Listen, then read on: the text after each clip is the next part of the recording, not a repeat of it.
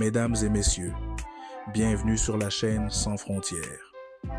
Port-au-Prince, Haïti, une ville vibrante, pleine de vie et d'histoire, mais aussi marquée par des défis immenses.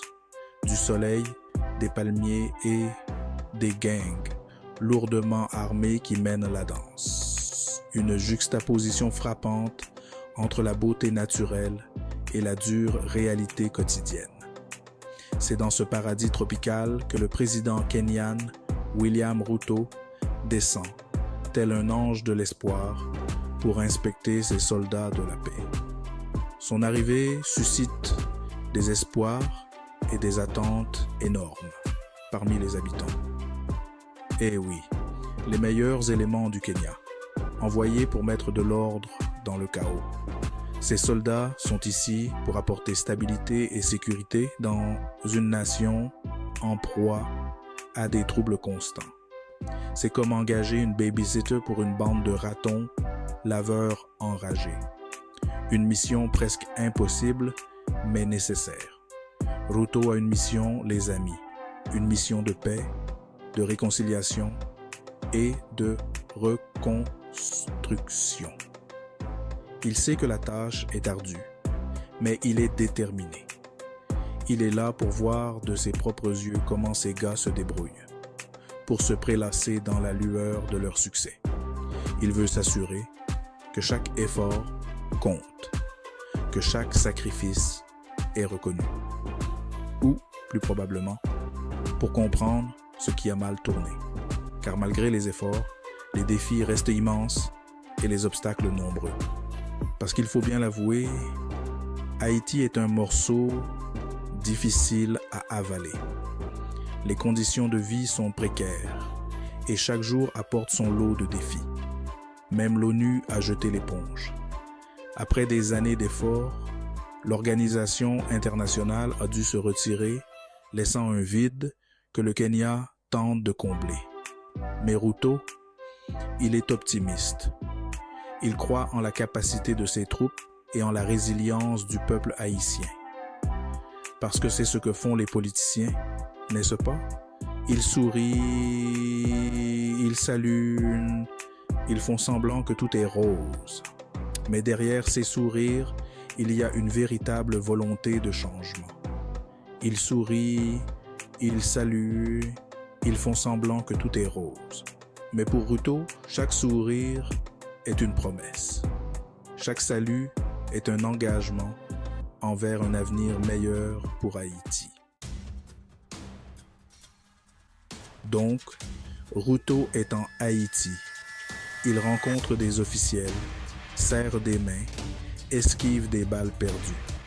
C'est une scène presque surréaliste, où les sourires forcés et les poignées de main diplomatiques masquent une réalité bien plus sombre. Les discussions sont tendues, les promesses au père sont faites, mais la question demeure. Que peut-il vraiment accomplir ici? Et que dit-il? Vous l'avez deviné, nous faisons des progrès. La sécurité s'améliore. Les gangs sont en fuite. Des mots grandioses, des déclarations ambitieuses, mais qu'en est-il de la réalité sur le terrain? Les discours sont pleins d'enthousiasme, mais les actions suivent-elles vraiment? Il félicite même la police kenyane pour son courage. Ce dont ils ont probablement besoin, soyons honnêtes, les cérémonies de remise de médailles et les applaudissements sont bien beaux. Mais est-ce que cela change vraiment quelque chose pour les citoyens ordinaires? Pendant ce temps, dans le monde réel, les citoyens haïtiens barricadent leurs portes et espèrent le meilleur. Ils vivent dans une constante appréhension, se demandant si la prochaine nuit sera plus sûre que la précédente. Les familles se protègent comme elles peuvent, dans l'espoir que les promesses de sécurité deviennent enfin réalité. Parce que soyons réalistes, rien ne crée mission accomplie comme un pays où les gangs ont plus de puissance de feu que la police. Les rues sont dangereuses, les forces de l'ordre sont dépassés et la population est prise en otage par la violence. La mission est-elle vraiment accomplie ou est-ce juste un autre chapitre d'une longue lutte pour la survie? Vous pensez peut-être que Ruto est un peu délirant. Mais attendez, ce n'est pas fini. Voici les experts de l'ONU, venus pour faire éclater la bulle de tout le monde. Leur évaluation de la situation, disons qu'elle n'est pas aussi rose. La violence des gangs est en fait pire, disent-ils. La situation sécuritaire, elle se détériore plus vite qu'un costume bon marché sous une pluie battante. Mais bon, qui allons-nous croire? Le type qui a envoyé les troupes ou les gens qui vivent réellement sur place?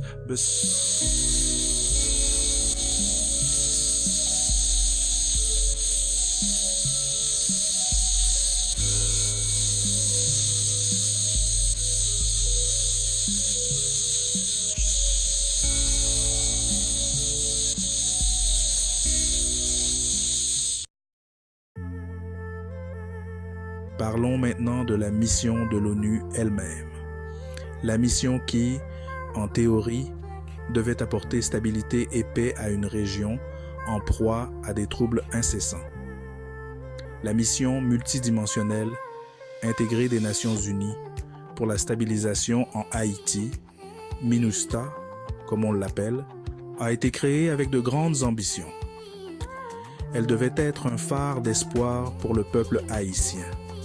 Ça a l'air impressionnant, n'est-ce pas? Des soldats de la paix venus du monde entier, unis sous un même drapeau, prêts à faire une différence. Sauf que c'est à peu près aussi efficace qu'une porte moustiquaire sur un sous-marin. Les défis logistiques et les problèmes de coordination ont rapidement sapé l'efficacité de la mission. En sous-effectif, sous-financé et franchement un peu perdu. Les soldats de la paix se retrouvent souvent débordés, avec des ressources limitées et un moral en berne. Ils étaient censés avoir 2500 personnes sur place à l'heure qu'il est. Une force suffisante pour faire une réelle différence. Ils en ont un quart, une poignée de soldats essayant de faire le travail de milliers. Les autres sont probablement coincés dans les embouteillages. Ou peut-être qu'ils ont juste jeté un coup d'œil à Haïti et se sont dit « Non, pas aujourd'hui. La réalité sur le terrain est bien loin des idéaux affichés. » Et puis il y a le gouvernement haïtien, ou ce qu'il en reste. La dernière fois qu'ils ont eu une vraie élection, les dinosaures parcouraient la Terre. Bon, peut-être pas si longtemps que ça, mais on dirait bien. Ils ont maintenant un conseil électoral provisoire qui est censé organiser de nouvelles élections. Mais c'est comme essayer de rassembler des chats dans un ouragan. Personne ne sait qui est responsable, quelles sont les règles, ni même s'ils prendront la peine d'organiser une véritable élection. Maintenant, certains optimistes, bénis soient-ils, vous diront qu'il y a encore de l'espoir pour Haïti, qu'avec suffisamment de soutien international, ils peuvent changer les choses. Ils citent le nouveau conseil électoral, les courageux soldats de la paix de l'ONU, qui ne sont absolument pas perdus, et le fait que le soleil se lève encore chaque matin. Mais soyons réalistes, les amis. Haïti a déjà vu ce film. Ils ont entendu plus de promesses qu'une application de rencontre et ont vu plus d'interventions ratées qu'un mariage hollywoodien. Alors pardonnez-moi si je ne retiens pas mon souffle. En parlant de soutien international, où est tout le monde? Les États-Unis sont censés réfléchir à une véritable opération de maintien de la paix. Réfléchir. Comme si c'était une sorte de dilemme philosophique. Pendant ce temps, le reste du monde regarde de loin, marmonnant des platitudes et espérant que personne ne leur demandera de mettre la main à la pâte. C'est l'équivalent géopolitique de regarder la maison de son voisin brûler en disant « C'est vraiment dommage ». Alors, que réserve l'avenir à Haïti? Honnêtement, personne ne le sait. Peut-être que l'ONU sortira un lapin de son chapeau. Peut-être que le gouvernement haïtien finira par se ressaisir. Ou peut-être, juste peut-être, les gangs réaliseront que diriger un pays est un travail difficile et décideront de retourner à, vous savez, ce que les gangs font quand ils ne terrorisent pas des innocents. Vous savez ce dont Haïti a vraiment besoin? De vacances. Une bonne et longue pause loin du chaos et de la violence.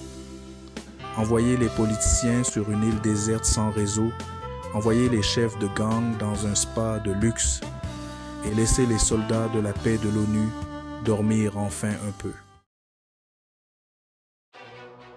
Mais bon, ce n'est qu'une idée. En attendant, restez branchés pour le prochain épisode de Le Monde Brûle, où nous continuerons à suivre les aventures loufoques de la communauté internationale qui tente de résoudre les problèmes du monde avec une main attachée dans le dos. Alors mes amis, et chini, et jésus, et les amis, pourquoi M. Ruto visite Haïti quand M. Conil en mission aux États-Unis? Il pourrait avoir une chose secrète dans cette affaire. Restez branchés pour la suite de la présence de M. Ruto en Haïti. Ça va être mouvementé. Les amis, accrochez-vous bien et n'oubliez pas de partager, abonner et commenter.